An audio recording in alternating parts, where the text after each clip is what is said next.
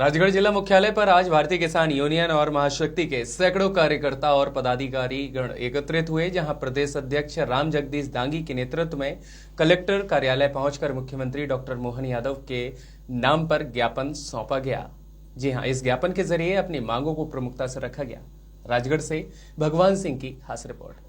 महोदय, भारतीय किसान संघ समय समय पर किसानों की समस्याओं को लेकर शासन प्रशासन को अवगत कराता आ रहा है। इसी क्रम में जिला मुख्यालय पर निम्न बिंदुओं को लेकर ज्ञापन दिया जा रहा है, जो इस प्रकार है। पहला है, प्रधानमंत्री फसल बीमा योजना किसानों के साथ एक बहुत बड़ा धोखा है, जो कि किसी के समझ में नहीं आ रहा है। जितनी राशि प्रीमियम के नाम पर जमा की जाती है, उतनी राशि भी किसानों को बीमा के नाम पर नहीं दी जाती है।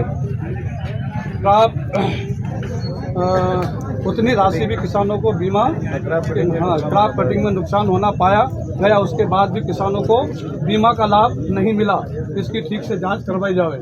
दूसरा है, सरकार द्वारा जिन फसलों का समर्थन मूल्य घोषित किया जाता है, उन फसलों को समय पर खरीदने की सुचारू व्यवस्था की जाए। तीसरा है, रबी सीजन में रासायनिक खाद की पर्याप्त उपलब्धता सुनिश्चित की जाए। किसान को सीजन में समय पर खाद नहीं मिलता है तो बाजार से अधिक दाम पर खाद खरीदना पड़ता है। इसके लिए पहले से ही समय रहते मांग अनुसार खाद की व्यवस्था की जाए।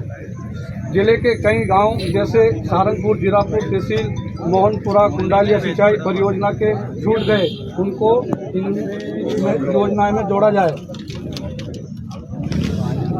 चौथा, ग्रामीण क्षेत्रों में विद्युत कंपनी द्वारा मनमानी राशि का बिल दिया जा रहा है। जो नियमित बिल जमा करने वाले उपभोक्ता है, उन्हीं से अधिक राशि ली जा रही है। जांच करवाकर तत्काल बिलों में संशोधन किया जाए। जिले के खिलचीपुर तहसील में 17 गांव आज आप कलेक्ट्रेट में आए हुए हैं, जन सुनवाई में आए हुए हैं। किन मुद्दों को लेकर आ गए जन सुनवाई में? एक हमारे सहयोगी है, वही हम तो अड़ीबाजी कर रहे हैं। उन्होंने हमसे 20,000 रुपये की मांग करी है और न देने पर उन्होंने वो, क्योंकि जाति के वो हरिजन है, ये भी मुझे पता चला, तो वो हरिजन एक्ट में मुझे फंसाना चाहते हैं और चंबल के रहने वाले हैं, तो थोड़ी सी बंदूक वगैरह और गोली वगैरह चलाने की बात कर रहे थे। तो हालांकि मैं इन बातों से डरा नहीं, परंतु मैंने इन चीज़ों का सामना किया है और आज माननीय कलेक्टर महोदय को यह अवगत कराने आ रहा हूँ कि साहब हमारे सहयोगी इस तरीके का रवैया अपना रहे हैं कि साहब के नाम पर 20,000 रुपये मांगने आए मेरे से। मेरे पास पैसे नहीं थे, तो उन्होंने कहा कि हम आपको हरिजन एक्ट में फंसा देंगे। ये चीज़ गलत लगी मुझे, तो मैं इस चीज़ का आवेदन देने जा रहा हूँ अभी कलेक्टर साहब को, और मैं चाहता हूँ कि ऐसे लोगों के खिलाफ कार्रवाई हो। और ये एक बहुत बड़ा मुद्दा है कि आप अपने ही सहयोगी को जान से मारने की धमकी दे रहे हैं, हथियार चलाने की धमकी दे रहे हैं।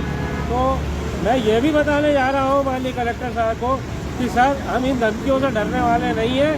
अगर हम पे कोई अटैक होता है तो हम भी हथियार उठाने में सक्षम है। हमारा भी समाज है, हम हमारे समाज को भी अखिल भारतीय कायस्थ महासभा को भी इससे अवगत करवाएंगे कि कायस्थों के साथ इस तरीके की जो घटना हो रही है दुर्भावनापूर्ण, ये न हो। हमारा समाज भी इसके खिलाफ एक आवाज़ उठाएगा, एक मुहिम चलाएगा कि इस तरीके की जो फर्जीवाड़े हो रहे हैं वो न हो। ये अधिकारी को किस अधिकारी नाम पे मांगा गया पैसा आपसे?